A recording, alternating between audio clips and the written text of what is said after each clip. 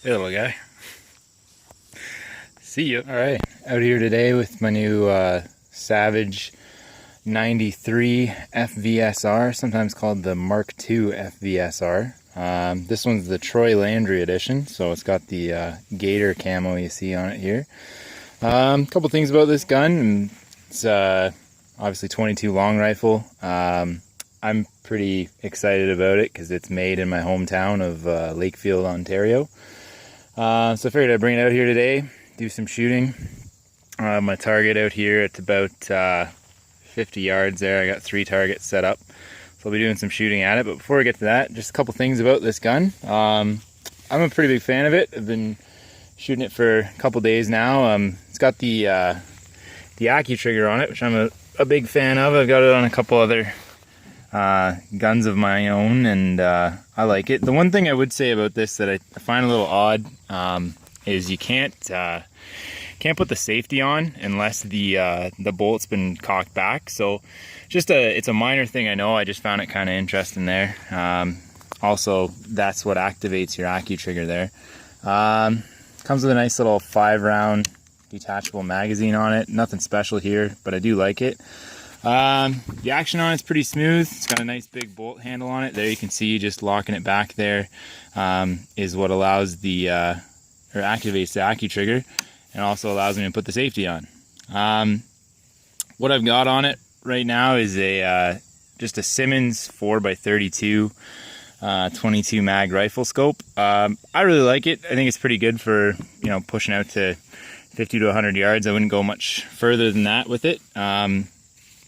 The one thing I will say about it, especially with this rifle, is like the Mark 93 itself comes with this weaver rail on it, and that sits pretty high. So 2 things there: the Simmons rifle scope that I've got on it, the scope mounts that come with it will not fit on this gun, so you're gonna have to get yourself some different scope mounts. I went with some Weaver low 1-inch scope mounts, particularly for this one, just because of the design of the stock. You'll see it when I'm shooting it, but you kind of need to use a chin weld almost rather than a cheek weld on it. And so I went with sort of the lowest scope rings I could find for that exact reason. But anyway, we'll take it out here, do some shooting, and you can see how it runs. I am still overall pretty big fan of this rifle. I picked it up for just under 300 bucks, and pretty happy with it so far. So anyway, we'll see how it goes.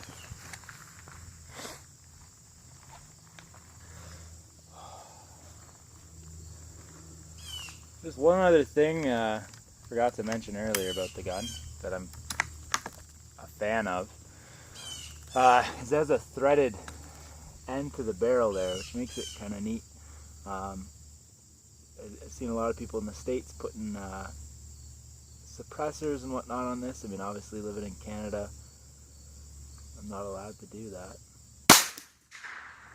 But that is something that I would certainly be interested in, if I were allowed. The other thing I wanted to mention real quick is the ammunition I'm using here, which is I think it's a Remington Thunderbolt. Not a particularly big fan of this ammo. What I've been seeing from it is it leaves a bunch of crud in the barrel after just a couple shots there. And the other thing I've noticed is getting a lot of looks like brass filings left over in the breech after I've been shooting there. So I don't know if that's just this ammo being particularly shitty, but I'm not a big fan, and I'm looking ahead to what I'm going to do next with this thing. I'm probably going to be looking to get some CCI Stinger. Anyway, I'm going to make some adjustments here and have another shot at a different target here. A lot of my friends were asking me why was I you know, thinking about dropping 300, 400 bucks on a 22, and to be honest, I just kind of wanted to plink around a little bit. I mean, I've been shooting a lot of 308, a lot of 223, and a lot of 30-06, and it's kind of expensive. The other thing as well, for myself, is, I don't know, I grew up shooting a 22, just like a little Marlin single shot, and so I really like it. It just kind of takes me back.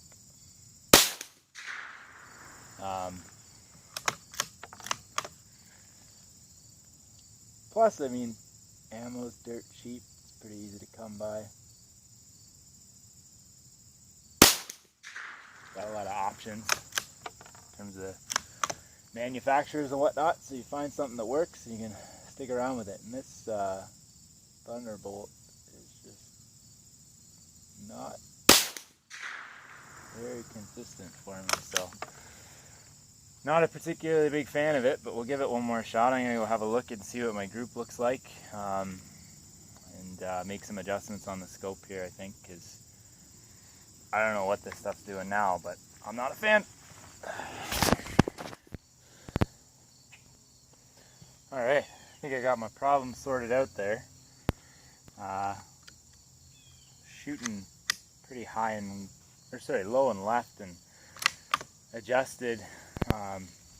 Wasn't seeing much change, and well, it turned out that one of my screws on my my scope rings was pretty loose there, so I think I may have thrown things off. So it took me a little while to adjust that and get it back close to zeroed. I don't want to waste your time making you watch all that. So turns out maybe wasn't the ammo so much as it was me, but anyway, got one last target here for the day. Got 5 more rounds to put through it. And we'll see how we can do here.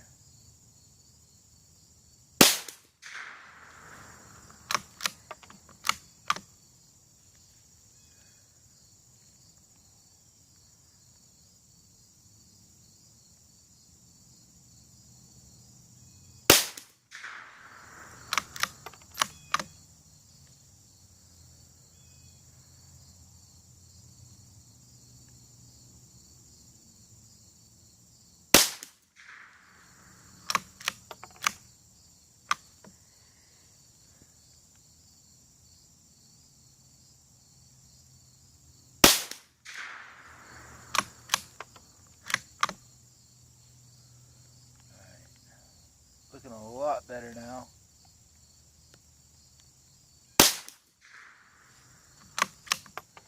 Not my best group, but go down there and show you what it looks like here. Alright, so let's take a look here. This is the first target I was shooting on, so you can see I've got a group of 1, 2, 3, 4, 5, so not a great group. And I moved on to the second target here. So this is the second target you saw me shooting at. Just fold this over for a second. So this is where I was kind of suspecting something funky was going on, because my first 5 shots were 1, 2, 3, 4, 5. So sort of this group down here. That's when I noticed that my my scope had come loose, and so I tightened it, and then I had a pretty wild group, so 1, 2, 3, 4. I'm not even sure where the 5th one went on here. So I tried to adjust back down, started shooting this 5-shot group right here, down and to the left, and then just kind of worked my way back towards center. About 15 shots there, but obviously I didn't want to waste your time having to see that. After I got that dialed in, this is my next group, so the last group you saw me shooting there, so 1, 2, 3, 4, 5. So not bad, not great, but I mean overall I'm still pretty impressed with how this little Savage performs. So I'm happy. We'll just about do it for my little shooting and review here of the Savage 93 or Mark II FVSR. Just one last quick thing to show you there is there's the threaded tip there. It's on there pretty tight right now, but that does unscrew there if you want to attach a muzzle brake or suppressor or something on it. I don't know why you'd put a muzzle brake on a 22, but anyway. The other thing I want to mention is I do really like the bolt handle on this. It's nice and thick, easy to grab onto. But I mean, overall, I don't think you can really go wrong getting a Savage 22 in my mind. I mean, made right here in Lakefield, and Savage makes some of the best 22s in the world. I really like this one though because it's got the heavy barrel. It's nice and short. Been walking around through the brush a little bit with it, and I really enjoy it. So pick yourself one of these up. The one thing that I would suggest as well is I'm having to use a chin weld on this stock here. So one of the things I may look to do is replace it with like one of the Boyd's tactical ones or something like that, just to get, you know, a bit more of a cheek rise on it. Because I think that's one of the things that kind of can throw off your shots, having to do a chin weld. So anyway, overall, I really like it. I don't think you can go wrong with it. I have a lot of fun with it, so hopefully you will too. Anyways, have a good one.